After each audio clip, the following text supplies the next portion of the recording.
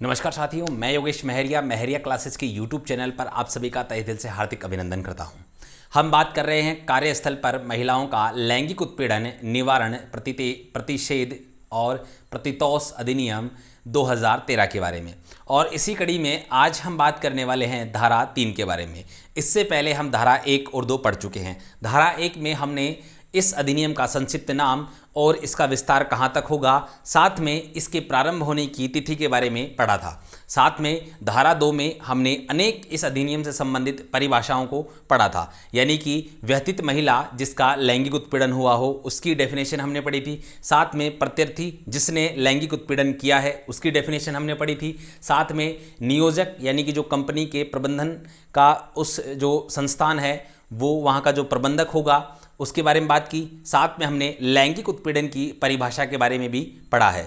यानी कि धारा 2 के अंदर बहुत सारी परिभाषाएं थी, लेकिन मुख्य रूप से हमने 4 परिभाषाओं को पढ़ा था। आज हम बात करेंगे धारा 3 के बारे में। धारा 3 लैंगिक उत्पीड़न का निवारण से संबंधित है, अर्थात धारा 3 में लैंगिक उत्पीड़न के निवारण का प्रावधान किया गया है।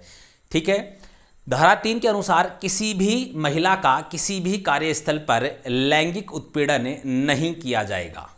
ठीक है, ये धारा 3 प्रावधान करती है। साथ में धारा 3 के अकॉर्डिंग कुछ अन्य श्रेणियां हैं जिनको भी हम बात करें लैंगिक उत्पीड़न की श्रेणियों में शामिल किया गया है। यानी कि कोई ऐसा कार्य हम बात करें, इसमें देखिए इसके अतिरिक्त अन्य परिस्थितियां लैंगिक उत्पीड़न की श्रेणी में आती हैं।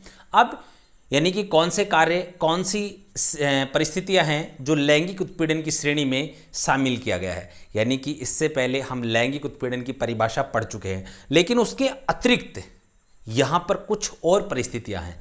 कौन सी हैं, देखिए। सबसे पहले महिला के कार्य में हस्तक्षेप करना, यानी कि कोई भी महिला किसी भी कार्यस्थल पर कोई काम कर रही है तो उसके कार्य में हस्तक्षेप करना, उसको सही तरीके से काम नहीं करने देना, ये भी लैंगिक उत्पीड़न की श्रेणी में आता है। साथ में अगली हम बात करें उपहासपूर्ण एवं अपमानजनक व्यवहार, यानी कि किसी भी महिला का मजाक उड़ाना उसके कार्यस्थल पर और उसके साथ अपमान तरीके से उसका अपमान करना, उसके साथ बुरे तरीके से पेश आना, ये सभी भी किसमें हैं, हम बात करें लैंगिक उत्पीड़न की श्रेणी में आता है। साथ में नुकसान पहुंचाने की धमकी देना, यानी कि किसी महिला को उसके कार्यस्थल पर नुकसान पहुंचाने की धमकी देना कि मैं आपका ये कर दूंगा, वो कर दूंगा, वगैरह वगैरह, आप जो भी समझते हैं। ठीक है, अगला जो प्रावधान किया गया है तबादला एवं नौकरी से निकालने की धमकी देना साथियों। यानी कि किसी भी महिला को यह धमकी देना कि मैं आपका ट्रांसफ़र कर दूंगा, या इसके अतिरिक्त यहाँ पर उसको जो है नौकरी से निकालने की धमकी देना, तो ये भी किस में आता है, लैंगिक उत्पीड़न की श्रेणी में आता है। तो उम्मीद करता हूँ धारा 3 के कंसेप्ट आपके क्लियर हो गए होंगे। अब आपके मन में सवाल उत्पन्न होता है कि यहाँ से सर एग्जाम में सवाल कैसे पूछे जाएंगे, तो सीधा ही टू द पॉइंट सवाल आएगा कि धारा 3 का संबंध है लैंगिक उत्पीड़न का निवारण, या लैंगिक उत्पीड़न का निवारण किस धारा में किया गया है। तो महिलाओं के कार्यस्थल का अधिनियम जो है, एक्ट जिसको हम कह रहे हैं, वर्क प्लेस एक्ट जिसको हम कह रहे हैं, उसमें धारा 3 में इस बात का प्रावधान किया गया है। ठीक है, यानी कि या तो वो धारा पूछेगा और या फिर इससे संबंधित ये सामग्री पूछेगा। अच्छा, यहां पर एक बहुत अच्छा सवाल बनता है, अगर एग्जामिनर बनाना चाहेगा तो बना सकता है। यानी कि धारा 2 के अतिरिक्त, याद रखना, धारा 2 में लैंगिक उत्पीड़न की परिभाषा के अतिरिक्त लैंगिक उत्पीड़न की श्रेणी में कौन सी चीजें शामिल होती हैं, तब तो ये होंगी, नहीं होती हैं तब आपको याद रखना है जो धारा 2 में उल्लेखित है वही अतिरिक्त के रूप में नहीं होंगी। ठीक है, उम्मीद करता हूं आपको ये कंसेप्ट समझ में आ गया होगा। चलिए अब हम बात करेंगे धारा 4 के बारे में। तो सबसे पहले आप इसका स्क्रीनशॉट ले लें ताकि हम धारा 4 के बारे में बात कर सकें। जल्दी कीजिए मेरे साथियों।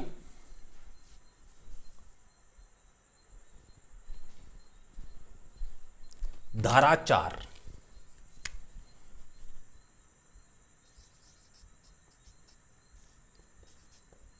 आंतरिक परिवाद समिति का गठन।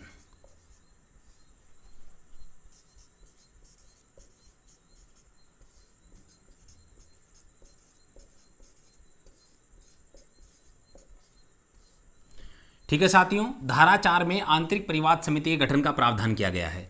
अब प्रत्येक, इस धारा के अनुसार प्रत्येक कार्यस्थल पर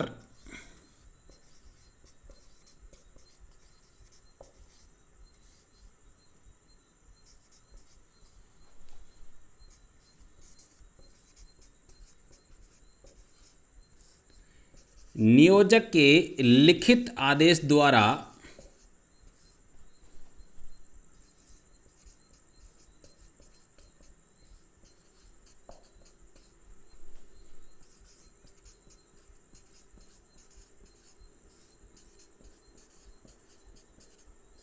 आंतरिक परिवाद समिति का गठन किया जाएगा।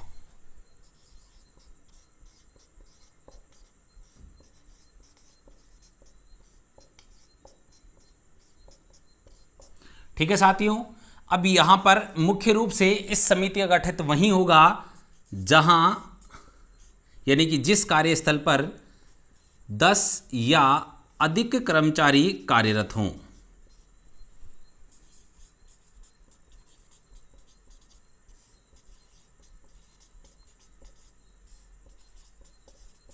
ठीक है, अब बात आती है आंतरिक परिवाद समिति के सदस्य संरचना की।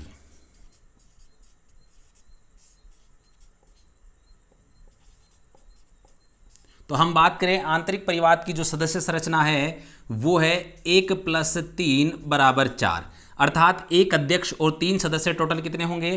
4। अब देखिए, नंबर 1 अध्यक्ष कौन होगी? कार्यस्थल पर कार्यरत वरिष्ठतम महिला। कार्यस्थल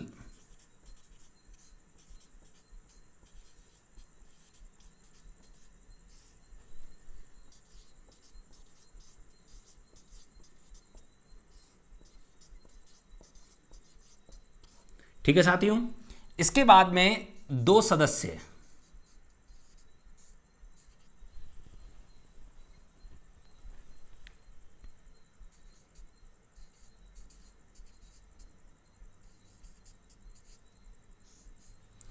महिलाओं से संबंधित सामाजिक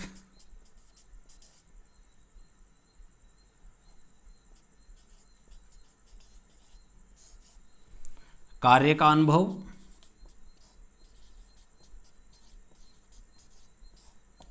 ठीक है, साथ में विधिक ज्ञान की बात यहां पर की गई है, साथ में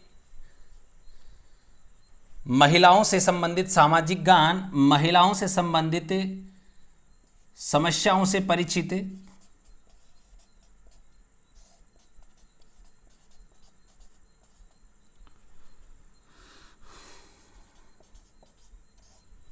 महिलाओं से संबंधित सामाजिक कार्य का अनुभव, महिलाओं से संबंधित समस्याओं से परिचित, और साथ में महिलाओं से संबंधित विधिक ज्ञान भी इनके पास होना चाहिए। साथ में आपका जो एक और सदस्य है ये होगा एनजीओ से, अर्थात नॉन गवर्नमेंट ऑर्गेनाइजेशन, गैर सरकारी संगठन।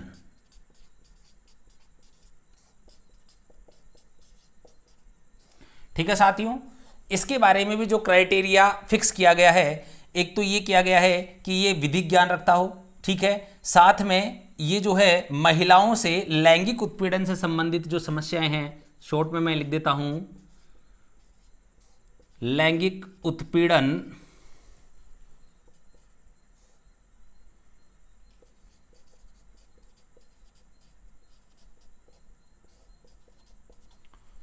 समस्याओं से परिचित हो, ठीक है, साथ में विधिक ज्ञान हो, ठीक है, किससे संबंधित विधिक ज्ञान हो? लैंगिक उत्पीड़न से संबंधित विधिक ज्ञान इसके पास होना चाहिए। यानी कि आपके सामने यहां पर धारा 4 में जो प्रावधान किया गया है, सबसे पहले धारा 4 आंतरिक परिवाद समिति के गठन का प्रावधान करती है। हमसे जो सवाल पूछे जाएंगे वे सभी मैं आपको यहां से बता देता हूं किस प्रकार से सवाल बनेंगे, किस प्रकार से आपको आंसर देना है। सबसे पहले तो सवाल यही बनेगा कि किस धारा के अनुसार आंतरिक परिवाद समिति का गठन किया जाता है? धारा 4 के अनुसार, ठीक है, या हम कहें कार्यस्थल पर महिलाओं का लैंगिक उत्पीड़न की धारा 4 का संबंध है आंतरिक परिवाद समिति से। अगला सवाल, ठीक है, प्रत्येक कार्यस्थल पर, याद रखना, प्रत्येक कार्यस्थल पर आंतरिक परिवाद समिति का गठन किसके द्वारा किया जाता है? नियोजक के द्वारा। किसके? लिखित आदेश के द्वारा, ठीक है। या प्रत्येक कार्यस्थल पर नियोजक के द्वारा आंतरिक परिवाद समिति के गठन का प्रावधान किया गया है धारा 4 में, ठीक है। आंतरिक परिवाद समिति कहाँ गठित की जा सकती है? जिस कार्यस्थल पर 10 या 10 से अधिक कर्मचारी कार्यरत हों, वहीं पे आंतरिक परिवाद समिति का गठन किया जाएगा। अगला सवाल बनता है कि आंतरिक परिवाद समिति की सदस्य संरचना कितनी है? तो आपको याद रखना है टोटल 4। लेकिन अगर आपके सामने कई बार ऑप्शन में आता है 1+2, 1+3, 1+1, 1+4, इस प्रकार से, तो आपको याद रखना कितना होगा? 1+3 बराबर टोटल 4, ठीक है। सवाल बनेगा आंतरिक परिवाद समिति में कुल सदस्य होते हैं 4। आंतरिक परिवाद समिति में एक सदस्य व होते हैं, एक अध्यक्ष व 3 सदस्य होते हैं। यानी कि कई बार आता है आंतरिक परिवाद समिति में अध्यक्ष के अतिरिक्त होते हैं कितने सदस्य? 3 सदस्य। इसीलिए मैंने इसको तोड़कर अच्छे से आपको समझाने का प्रयास किया है। आगे हम बात करें, अगला सवाल बनता है कि आंतरिक परिवाद समिति के अनुसार अध्यक्ष होगा, ठीक है। आंतरिक परिवाद समिति की अध्यक्ष कौन होगा?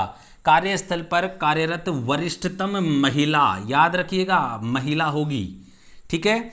आगे सदस्य कहाँ से संबंधित होंगे? तो इसमें ये आपको ये याद रखना है, मुख्य रूप से 3 सदस्य होंगे, तो एक तो कहाँ से होगा? एनजीओ से, और 2 कहाँ होंगे? महिलाओं की समस्याओं से परिचित होंगे। इस प्रकार से आप इसको याद रख सकते हैं। साथ में साथियों यहाँ पर बहुत सारे प्रावधान किए गए हैं, और जो प्रावधान किए गए मैं इनको इधर लिख रहा हूँ, थोड़ा ध्यान से देखिएगा, आपको अलग से लिखना है इसी में। एक तो ये सभी सदस्य, आंतरिक परिवाद समिति के सभी सदस्य क्या होंगे? नाम निर्देशित होंगे। किसके द्वारा? नियोजक के द्वारा। तो यहां मैं शॉर्ट में लिख रहा हूं नियोजक के द्वारा नाम निर्देशित।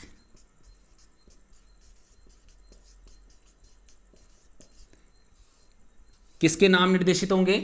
आंतरिक परिवाद समिति के अध्यक्ष व सभी सदस्य किसके द्वारा नाम निर्देशित होंगे? नियोजक के द्वारा नाम निर्देशित होंगे, ठीक है। तो सवाल यहां से बनता है कि आंतरिक परिवाद समिति के सदस्य होते हैं निर्वाचित, नाम निर्देशित, ठीक है। उपरोक्त दोनों, उपरोक्त में से कोई नहीं, तो आंसर क्या होगा? नाम निर्देशित। किसके द्वारा? नियोजक के द्वारा, ठीक है साथियों।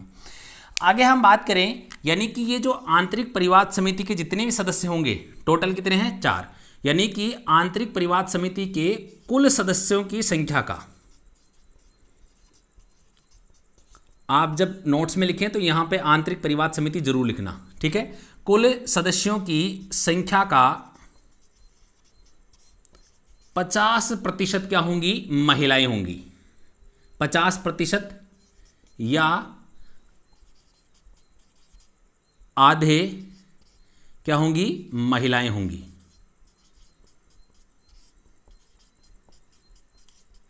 दो चीजें हैं, या तो आप सीधा सा बोल दो कुल सदस्य संख्या का, यानी कि 4 में से कितना न्यूनतम की बात की गई है? 2 क्या होंगी? महिलाएं होना आवश्यक है। तो 2 पुरुष हो सकते हैं, क्योंकि हमारे यहां टोटल कितनी है? 4। तो कितना होगा? या तो 50% हो या आधे हो। तो उम्मीद करता हूं यहां तक का आपका ये कंसेप्ट क्लियर हो गया होगा। अब एक और सवाल बनता है, और सवाल ये बनता है कि इन सदस्यों का जो कार्यकाल है वो कितना होगा। तो चलिए उसकी भी बात हम कर लेते हैं। समिति के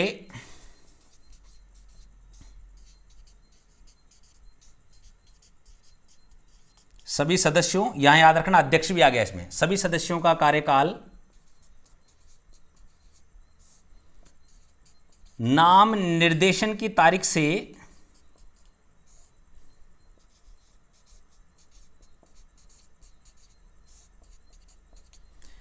3 वर्ष होगा। कितना होगा? 3 वर्ष। यहां पे आप ध्यान रखें, देखिए, यानी कि जिस भी तारीख को उनके नाम का निर्देशन किया जाता है, उनके नाम की जो हम कहें उनका नाम निर्देशित किया गया, उनकी अपॉइंटमेंट हुई, उन्होंने क्या हुआ? नाम निर्देशन की बात क्या कर लिया? नियुक्ति ले ली। और जिस तारीख को उन्होंने नियुक्ति ली है उस तारीख से कितना होगा? 3 साल होगा। यानी कि इसके पहले ना तो हम कह सकते हैं हम इनको पद से हटाने का प्रावधान जरूर है, लेकिन वो हमारे लिए इतना महत्वपूर्ण नहीं है, क्योंकि हम बेसिक सी बात जानते हैं, कोई भी सदस्य समिति का यदि किसी ऐसा कोई काम करता है कार्यस्थल पर, वो स्वयं ही लैंगिक उत्पीड़न कर रहा है या ऐसी गतिविधियों में लिप्त रहता है, उसके द्वारा कोई ऐसा कार्य किया गया जो सामाजिक प्रतिष्ठा के विरुद्ध हो, किसी कानून का उल्लंघन हो, तो इस प्रकार की तमाम बातों का उल्लेख इस अधिनियम में किया गया है, लेकिन वो हमारे लिए इतनी ज़्यादा महत्वपूर्ण नहीं है साथियों। हमारे लिए अब सबसे ज़्यादा महत्वपूर्ण चीज़ ये है कि सवाल जहाँ से बनते हैं और जिस प्रकार के बनते हैं उन्हें हमें ज़्यादा से ज़्यादा कवर करना चाहिए। तो उम्मीद करता हूँ आपको ये कंसेप्ट समझ में आ रहा होगा। तो देखिए आपके सामने क्लियर हो गया, कितना होगा कि नाम निर्देशन की तारीख से 3 वर्ष होगा। तो आपके सामने धारा 4 में जो प्रावधान किए गए हैं वो केवल यही हैं साथियों।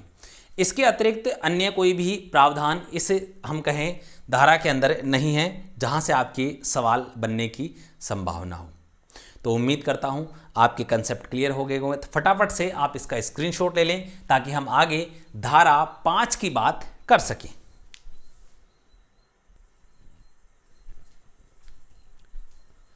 धारा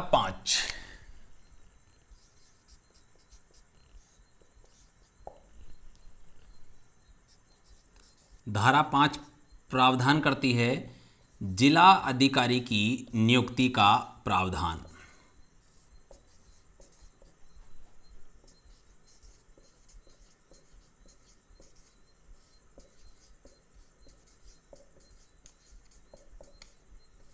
ठीक है, जिला अधिकारी किसे नियुक्त किया जाएगा? ठीक है, इसकी आगे हम बात करते हैं। राज्य सरकार द्वारा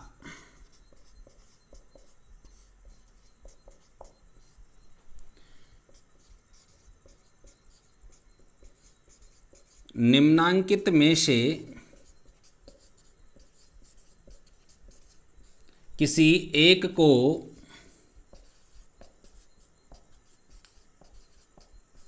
जिला अधिकारी नियुक्त किया जा सकता है।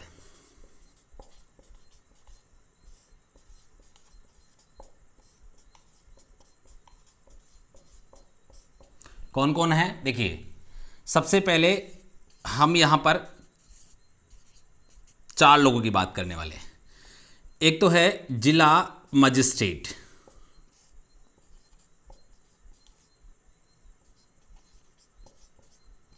मजिस्ट्रेट भी हम कह सकते हैं। ठीक है, एक तो हम बात करें जिला मजिस्ट्रेट, फिर जिला अपर मजिस्ट्रेट,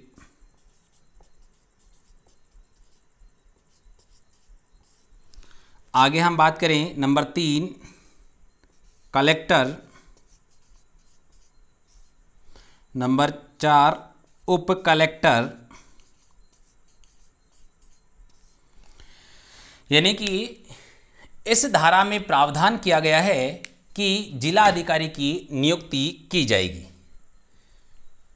कार्यस्थल पर महिलाओं का लैंगिक उत्पीड़न अधिनियम 2013, इसकी धारा 5 इस बात का प्रावधान करती है कि एक जिला अधिकारी होगा और उसकी नियुक्ति की जाएगी। ठीक है, यहां से सवाल कैसे बनते हैं, किस प्रकार से बनते हैं, वो सबसे पहले आप देखिए। सबसे पहला सवाल बनता है जिला अधिकारी की नियुक्ति का प्रावधान किस धारा के अंतर्गत किया गया है? धारा 5 के अंतर्गत किया गया है। ठीक है, धारा 5 का संबंध है जिला अधिकारी की नियुक्ति के प्रावधान से। ठीक है, आगे महिलाओं का कार्यस्थल पर लैंगिक उत्पीड़न अधिनियम में जिला अधिकारी की नियुक्ति किसके द्वारा की जाती है?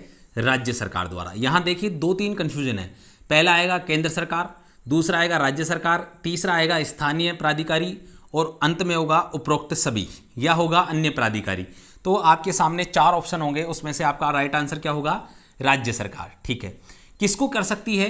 यह सबसे ज्यादा महत्वपूर्ण बात है, क्योंकि अब अगला सवाल बनेगा वो यही बनेगा कि राज्य सरकार द्वारा जिला अधिकारी के रूप में नियुक्त किया जा सकता है।